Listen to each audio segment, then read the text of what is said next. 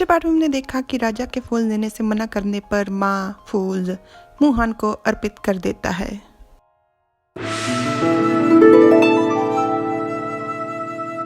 Hello everyone, मैं तुम्हारा हूँ पार्ट 111।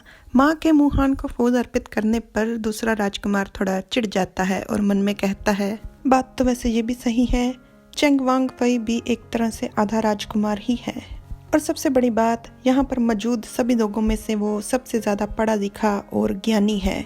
ये विद्यार्थी बहुत ही होशियार है। मुहान उठकर फूल ले कहता है, मान्यवर, भला मैं आपकी इन शुभ इच्छाओं को कैसे मना कर सकता हूँ। राजकुमार थोड़ा चिढ़ा हुआ था। राजा कहता है, हांग जियांग का हुनर तीसरे दर्जे के विद्यार्थी से बिल्कुल कम नहीं है। ये जाम तीसरे दर्जे के विद्यार्थी के नाम, और हांग जियांग तुम मेरी जगह पी सकते हो।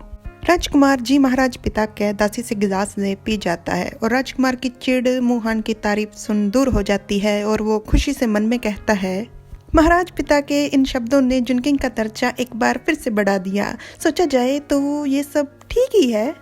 माँ जाकर दूसरे दोनों विद्यार्थियों के साथ बैठ जाता है और पहले दर्जे पर आने वाला विद्यार्थी मुहान की तरफ देख मन में कहता है, हान जियांग। दावत के बाद ह्वालिन भोजनालय में शाओजुआन कहता है, दावत में तीसरे दर्जे पर आने वाले विद्यार्थी द्वारा फूल अर्पित करने की रस्म में पड़े हुए विघ्न के कारण दरबारियों द्वारा जो महाराज पर दबाव डाला जा रहा था युवराज चुनने का, वो रुक गया। दूसरे दर्जे पर आने वाले विद्यार्थी की नियुक्ति हालिन विद्यालय में की गई है और तीसरे दर्जे पर आने वाले विद्यार्थी की रीति रिवाज के मंत्रालय में। अब जब बसंत गुजर गई है, सभी मंत्रालय बहुत ही व्यस्त हैं, इतने व्यस्त हैं कि सांस लेने की भी फुर्सत नहीं है। बस एक वांग गई और मर्क्यूस है जो सुकून से हैं। राजकुमार कहता है, हम 6 महीनों से भी ज्यादा समय तक युद्ध लड़ते रहे हैं, जाहिर सी बात है अब हमें आराम करना चाहिए। मुहान मुस्कुरा रहा था। जाओजिन पूछता है, पहले दर्जे वाले विद्यार्थी की नियुक्ति कहाँ पर हुई? तो शाओजुआन बताता है कि चौथे राजकुमार चाहते थे कि उसकी नियुक्ति न्याय मंत्रालय में हो, पर उम्मीद के परे उसने खुद कहा कि उसे एक साधारण से अराजनीतिक अधिकारी के पद पर नियुक्ति चाहता है, वो भी राजधानी से बाहर।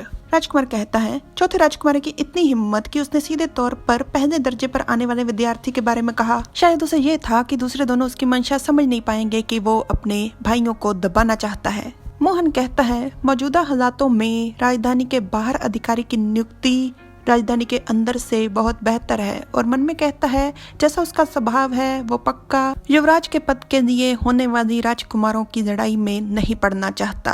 राजकुमार मुहान को उंगली से ना का इशारा करते हुए कहता है, चौथा राजकुमार बचपन से ही ऐसा है, वो हर समय अपने भाइयों के साथ प्रतिस्पर्धा करता रहता है। जब उसे औपचारिक नाम मिलने वाला था तो उसने कहा था कि उसके नाम में जेड शब्द हो। मोहन कहता है, पर फिर भी चौथे राजकुमार ने तो अपना नाम खुद से नहीं ना चुना, आप उन पर कैसे इल्जाम लगा सकते हो? इतने में दरवाजे पर दस्तक होती है और राजकुमार के महल का एक सेवक आकर कहता है, राजकुमार, महल से कोई आया था और उसने बताया कि पहले दर्जे पर आने वाले विद्यार्थी महल आए थे। तो राजकुमार पूछता है, पहले दर्जे वाला किन जोरन?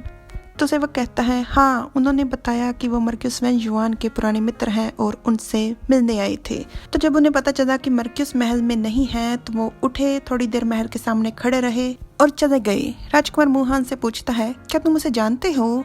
और मुहान कहता है, हाँ, जब मैं छोटा था वो मेरा सहपाठी हुआ करता था। मैंने उसे काफी सालों से नहीं देखा और आज जब उसे देखा तो वो जब पहले दर्जे पर आया है।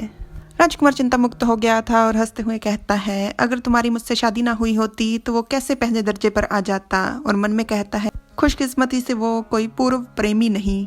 राजकुमार सेवक से कहता है, अब जबकि वो पुराना जान पहचान वाला है तो उसे कल महल में आने का न्योता दो। सेवक जी वांगई कहकर चला जाता है और मुहान कहता है, शायद वो नहीं आएगा। राजकुमार मुहान का हाथ पकड़ उससे कहता है, वो तुम्हारा पुराना सहपाठी और रिश्तेदार है, हमें उससे न्योता तो भेजना ही चाहिए, आना ना आना उसकी मर्जी। शाओजुआन गुस्से से मेज पर अपना हाथ पटक हंसते हुए कहता है, अगर वांग गई और वांग फई की जरूरी चर्चा खत्म हो गई हो तो हम लोग खाना खा लें। जाओजिन ने बहुत ही मेहनत से खाना बनाया है जो ठंडा हो रहा है। राजकुमार कहता है, हाँ हाँ जरूर, ये सूप अभी भी गर्म है, जल्दी से खा लो इसे। शाओजुआन गुस्से से मन में कहता है, अगर मुझे पहले पता होता तो मैं दरवाजे की कुंडी ही लगा देता। जाओजिन मुस्कुरा रहा था तो शाओजुआन उससे कहता है, हैंगजी, तुम भी ठंडा होने से पहले खा लो। शाहजहान एक निवादा मुंह में डालता है, उसे बहुत ज्यादा स्वादिष्ट लगता है। वो इतना ज्यादा खुश हो जाता है और तारीफ में कहता है, तुम्हारा सच में कोई जवाब नहीं।